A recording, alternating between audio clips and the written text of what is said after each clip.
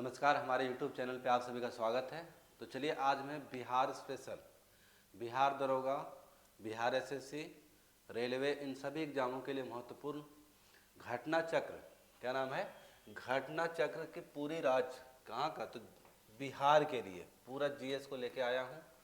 तो बने रहिए हमारे YouTube चैनल पे। तो चलिए स्टार्ट करते हैं, क्या कुछ पढ़ना है। पूरा घटना चक्र को पढ़ाया जाएगा इस लेक्चर के माध्यम से। तो स्टार्ट करते आज के मैं बिहार स्पेशल, क्या है ये, बिहार के लिए और बिहार के सभी उन एग्जामों के लिए जो आने वाले हैं, चाहे वो बिहार एसएससी हो, बिहार दरोगा हो और बिहार पुलिस, सभी एग्जामों के लिए बहुत ही महत्वपूर्ण रहेगा ये चीज़ें। तो चलिए स्टार्ट करते हैं। चलिए फर्स्ट हम लोग देखते हैं बिहार एक क्या है। तो विहंग अवलोकन का बात करेंगे तो पहला नाम हमें आता है कि नाम क्या है हमारा, तो बिहार है। क्या नाम है, बिहार। इसकी स्थापना का बात करें तो कब है ये, 22 मार्च को हम लोग बिहार दिवस मनाते हैं। कब, 22 मार्च को। बहुत इंपॉर्टेंट है, बिहार दिवस कब मनाया जाता है, 22 मार्च को। अगर बात करें राजधानी कहाँ पे, पटना, सभी को पता होगा कहाँ राजधानी, पटना। मैं अगर हाई कोर्ट का बात करूँ, उच्च न्यायालय, क्या बात करूँ, हाई कोर्ट का अगर बात करें तो एक है जिसका कहाँ पे है, तो ये पटना में है। इसकी स्थापना कब हुई थी, बहुत इंपॉर्टेंट है, 1 दिसंबर 1913 को स्थापना हुई थी। कब स्थापना हुई थी, 1 दिसंबर 1913 को। बट उद्घाटन कब हुआ था, कार्य कब स्थापित हुआ था, तो आपको याद रखना है 3 फरवरी 1916 से स्टार्ट हुआ था। कब हुआ था, 3 फरवरी 1916 से। जनसंख्या की दृष्टि से अगर देखें बिहार को तो ये हमारा तीसरा नंबर में आता है। जनसंख्या की दृष्टि से पूरे भारत में अगर कंपैरिजन किया जाए बिहार को तो ये तीसरे नंबर पे आता है। नंबर 1 पे कौन है, तो हम जानते हैं क्या, उत्तर प्रदेश है। कौन है, उत्तर प्रदेश। और दूसरे नंबर पे कौन है, महाराष्ट्र। कौन है, महाराष्ट्र। और तीसरे नंबर पे आता है हमारा बिहार। तीसरा नंबर पे कौन है, तो हमारा बिहार है। बिहार जनसंख्या की दृष्टि से कितने नंबर पे है, तीसरे नंबर पे, बहुत इंपॉर्टेंट है। चौथे नंबर पे कौन हो जाएगा, तो पश्चिम बंगाल। कौन हो जाएगा, पश्चिम बंगाल। चलिए बात करते हैं, ये सारी जनसंख्या जनगणना जितनी भी बात करेंगे 2011 के सेंसस के आधार पे बात करेंगे। आगे बढ़ते हैं, क्षेत्रफल की दृष्टि से अगर देखा जाए तो 2 टर्म याद रखना। अगर मैं सीक्वेंस से बात करूँ राज्यों में, कहाँ पे, राज्यों में अगर देखा जाए तो बिहार का नंबर कितना आता है, 12वें नंबर पे क्षेत्रफल में। और अगर मैं केंद्र शासित प्रदेश को भी इंक्लूड कर लूँ तो ये हमारा नंबर कितना हो जाता है, 13 नंबर हो जाता है। मैं अगर बात करूँ जनसंख्या की दृष्टि से तीसरा। और जनसंख्या घनत्व का बात करूँ, जन घनत्व का बात करूँ, पॉपुलेशन डेंसिटी, जन घनत्व, जन घनत्व का बात करूँ तो ये हमारा नंबर 1 पे है बिहार। पहले नंबर पे आता है बिहार, जहाँ की जनसंख्या घनत्व कितना है, 1106 लोग प्रति स्क्वायर किलोमीटर यहाँ पे सर्वाइव करते हैं। पूरे भारत में अगर मैं बात करूँ जनसंख्या घनत्व का तो सबसे सर्वाधिक जनसंख्या घनत्व वाला राज्य कौन सा है, बिहार है। अगर मैं बात करूँ जनसंख्या में तो तीसरे नंबर पे आता है। क्षेत्रफल में बात करूँ तो 12 और 13 दोनों याद रखना है। 12 मतलब क्या होगा, राज्यों में अगर कंपैरिजन करें हम तो 12 नंबर पे, और अगर केंद्र शासित प्रदेश को इंक्लूड कर लें तो हमारा नंबर कितना आता है, 13वें नंबर पे। बहुत इंपॉर्टेंट है, आगे बढ़ते हैं। चलिए थोड़ा जलवायु का बात किया जाए, कैसा जलवायु है बिहार का। तो बिहार का जलवायु कैसा है, तो यहाँ पे जो सामान्य वर्षा की तरफ 1205 mm है, 1205। बात करें वर्ष 2019 में, कब, 2019 में सबसे ज़्यादा वर्षा रिकॉर्ड किया गया था 1194.7 mm। औसत वर्षा दिवस देखा जाए तो 52 डेज। अगर मैं बात करूं पूरे साल में बिहार में जो बारिश होते हैं लगभग 52 दिन के आसपास बारिश होते हैं। जलवायु कैसा है, तो अगर बात करें मानसूनी जलवायु है। सर्वाधिक वर्षा कहाँ होता है, तो किशनगंज। बहुत इंपॉर्टेंट है, हर बार बीपीएससी में क्वेश्चन पूछा जाता है, दरोगा में भी क्वेश्चन कितना बार पूछ चुका है। सर्वाधिक वर्षा का अगर बात करूँ कहाँ होता है, किशनगंज में। और न्यूनतम बात करें तो कहाँ पे, अरवल में। बहुत इंपॉर्टेंट है दोनों। सर्वाधिक वर्षा कहाँ होती है, तो आप याद रखिए किशनगंज। और सबसे कम वर्षा कहाँ होती है, तो अरवल में। सर्वाधिक औसत आर्द्रता पूछा गया क्या, कि हाईएस्ट एवरेज ह्यूमिडिटी का बात कर रहा है, तो ये कहाँ पे, तो सुपौल। सुपौल का बात किया जा रहा है, क्या है ये, तो औसत आर्द्रता अगर देखा जाए सबसे ज़्यादा वाला तो कौन है, हमारा सुपौल है। के बाद अगर बात करें, चलिए भौगोलिक परिदृश्य को देखते हैं, क्या इसका लैटिट्यूड लॉन्गिट्यूड है, तो अक्षांशीय और देशांतरीय। अक्षांश का बात करें और दूसरा क्या है, देशांतर। देशांतर का, तो ये हमारा जो बिहार है इसका अक्षांशीय विस्तार कितना है, 24 डिग्री 20 मिनट 10 सेकंड से लेके 27 डिग्री 31 मिनट 15 सेकंड तक है। बहुत इंपॉर्टेंट, याद रखिए क्या है, 24 डिग्री 20 मिनट से 10 सेकंड है। कहाँ तक, तो 27 डिग्री 31 मिनट 15 सेकंड तक। ये हमारा क्या, अक्षांशीय विस्तार, बहुत इंपॉर्टेंट है। अगर देशांतरी विस्तार का बात किया जाए तो इसको याद रखिए, 83 19 50 88 17 40, ये हमारा क्या है, देशांतरीय विस्तार है, लॉन्गिट्यूडनल है ये लॉन्गिट्यूडनल एक्सटेंड किसका है, बिहार का, बहुत इंपॉर्टेंट है। अगर क्षेत्रफल का बात करूँ, एरिया का बात करूँ बिहार का, तो कितना है, 94,163 square kilometre, 94,163 square kilometre Bihar का क्षेत्रफल है। अगर मैं बात करूँ लंबाई का, तो आप याद रखिएगा उत्तर से दक्षिण, किधर, उत्तर से दक्षिण का अगर बात किया जाए, उत्तर से दक्षिण का अगर बात किया जाए, नॉर्थ टू साउथ का अगर बात करें तो कितना है, 345 किलोमीटर। अगर बिहार में उत्तर से दक्षिण अगर आपको क्रॉस करना है तो कितने जाने पड़ेंगे, 345 किलोमीटर। ऐसे भी याद रख सकते हैं, जो उत्तर लिखा है कैसे लिखा है, 3 का जैसा है ना, तो इसको कंपैरिजन कर सकते हैं, 345 किलोमीटर। अगर मैं बात करूँ चौड़ाई का बात करें तो 483 किलोमीटर, कितना है, 483 किलोमीटर, यानी कि ईस्ट टू वेस्ट अगर मैं बात करूँ बिहार का एक्सटेंशन पूरब से पश्चिम तो 483 है, और उत्तर से दक्षिण 345 है। अगर मैं बात करूं अर्बनाइजेशन का एरिया कितना है, तो 1095.49 वर्ग किलोमीटर हमारा क्या है, शहरीकरण है बिहार में। ग्रामीण का बात करूँ तो रेस्ट हमारे कितने हो जाएंगे, 92,257.51, ये हमारा क्या है, बिहार का ग्रामीण एरिया का क्षेत्रफल। बिहार के ग्रामीण एरिया का क्षेत्रफल कितना है, तो 92,257.51 वर्ग किलोमीटर। भारत के कुल क्षेत्रफल में अगर हिस्सा पूछा जाए तो बहुत इंपॉर्टेंट है, यहाँ पे अगर पूछा जाए पूरे भारत में अगर हम देखें अपना बिहार का जो एरिया में क्षेत्रफल का बात करूं मैं, या एरिया का बात करूं, उसमें योगदान जो है वो कितना है, तो 2.86% है। अगर मैं भारत का बात करूं पूरे विश्व में अगर मैं बात करूं भारत का, तो आप जानते हैं कितना है, तो 2.42%, ये हमारा पूरे विश्व में है। ठीक है, अगर बात करूं समुद्र तल से ऊंचाई, बहुत बार पूछा गया, तो 173 फीट है। कहाँ से, समुद्र तल से। ये एवरेज हाइट का अगर बात करूं मैं बिहार का, एवरेज हाइट हमेशा हम समुद्र तल से लेते हैं। क्यों लेते हैं समुद्र तल से, तो आप याद रखिएगा कि समुद्र लेयर का जो हाइट होता है हमेशा एक जैसा कांस्टेंट होता है, जिसलिए हम लोग क्या करते हैं, समुद्र तल से लेते हैं। कमेंट में बताइएगा कौन से समुद्र से लेते हैं हम लोग इंडिया का एवरेज हाइट को। ठीक है, आगे बढ़ते हैं। आ जाइए राजकीय प्रतीक के बारे में, यानी कि नेशनल सिंबल के बारे में बात करते हैं।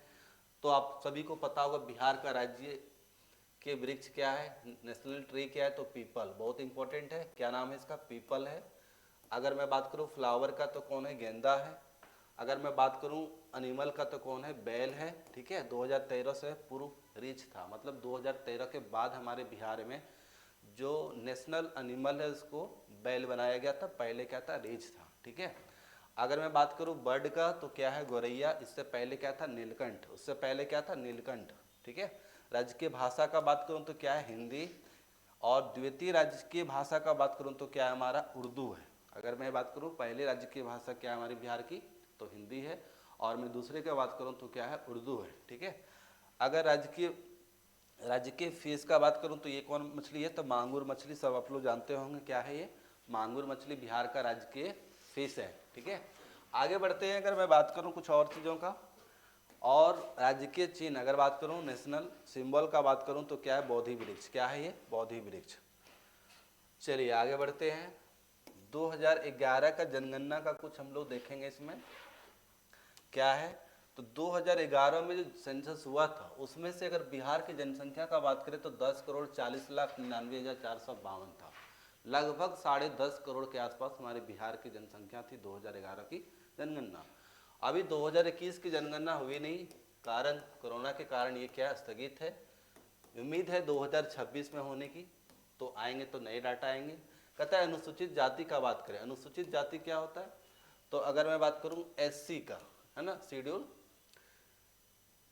शेड्यूल कास्ट का बात करूं तो कितने हैं 15.9%। याद रखिएगा, डाटा आप याद नहीं रखें कोई बात नहीं। अगर मैं पूरे भारत का जनसंख्या का बात करूं तो जो बिहार की जनसंख्या का परसेंटेज है वो कितना है 8.60, यानी कि पूरे भारत में जितने लोग हैं उसमें से कितना 8.5% के आसपास सिर्फ बिहार में सर्वाइव करता है। अगर मैं बात करूं बिहार की जनसंख्या में हमारे एससी कितने हैं तो लगभग 16% के आसपास है, 15.9%। जनघनत्व का बात करूं, पॉपुलेशन डेंसिटी का मतलब कितना हो गया बिहार में तो 1106 है। अगर मैं बात करूं साक्षरता दर पर तो ये बहुत इंपॉर्टेंट है क्योंकि बिहार हमारा इस लेवल में सबसे नीचे है। अगर मैं बात करूं तो 32वां, अगर मैं नीचे से टॉप कहूँ तो हमारा बिहार है, कितना रैंकिंग आता है तो 32 नंबर पे आता है बिहार साक्षरता दर में। तो आप देख लीजिए कितना है तो 61.80%, यानी कि 61 समझ लो। और साक्षरता का जो डिफिनेशन है इसको याद रखिएगा, क्या है साक्षरता का डिफिनेशन, किसे हम साक्षर बोलेंगे तो कोई भी व्यक्ति दो चीज उसको आना चाहिए, क्या आना चाहिए, पढ़ना और लिखना। पढ़ना और लिखना, रीड एंड राइट अगर किसी को आता है और उनका एज कितना होना चाहिए तो 7 साल से ज़्यादा, कितना 7 वर्ष से ज़्यादा होना चाहिए। अगर किसी भी भाषा में, कोई भी भाषा, किसी भी भाषा में, और भाषा कौन होनी चाहिए जो हमारे संविधान के कितने भाषा है 22 भाषा का उल्लेख किया गया, उसमें से किसी भी भाषा में अगर उन्हें पढ़ना लिखना आता हो तो उसे हम क्या बोलेंगे, साक्षर बोलेंगे, उसको क्या बोलेंगे, लिटरेट बोलेंगे। ठीक है, तो इस मामले में हमारा बिहार का जो नंबर है वो सबसे पीछे है, कितना परसेंट है तो 61.80%। ठीक है, अगर मैं बात करूं पुरुष साक्षरता दर बिहार में तो 71.2 है और महिला का बात करूं तो कितना 51.5% के आसपास है, यानी कि महिलाओं की जो साक्षरता दर है बिहार में क्या है सबसे कम है, बहुत कम है। अगर बात करूं दशकीय वृद्धि, यानी कि पॉपुलेशन ग्रोथ का बात करूं, एवरी 10 ईयर पे पॉपुलेशन ग्रोथ की निकालते हैं, जिसमें से बिहार का 2001 से 2011 के बीच में जो बढ़ा है वो कितना परसेंट बढ़ा है तो 25.42% के आसपास। ठीक है, अनुसूचित जनजाति में एसटी का बात करूं तो बिहार के कुल जनसंख्या में एसटी का जो परसेंट है वो कितना है 13%, बहुत इंपॉर्टेंट है। और एससी का कितना है तो लगभग 16% के आसपास है, 15.9%। ठीक है, अगर मैं बात करूं लिंगानुपात, लिंगानुपात क्या होता है तो सेक्स रेशियो का बात करता है। सेक्स रेशियो क्या होता है, प्रति 1000 पुरुषों पे महिलाओं की संख्या, बहुत इंपॉर्टेंट है, प्रति 1000 पुरुषों पे महिलाओं की संख्या का अगर बात करें बिहार में तो कितने हैं 918, 2011 के हिसाब से बात कर रहा हूँ। क्या निकालते हैं लिंगानुपात, तो सेक्स रेशियो का अगर बात करें तो बिहार में 918 है, मतलब 1000 पुरुषों पे महिलाओं की संख्या कितनी है 918 है। अगर मैं शिशु लिंगानुपात का बात करूं तो ये थोड़े से बड़े हुए 935, मतलब 1000 बच्चों पे जो बच्चियों की संख्या है वो कितनी है 935 है। और पुरुषों का बात किया जाए तो कितने हैं 1000 पुरुष पे महिलाओं की संख्या 918 है।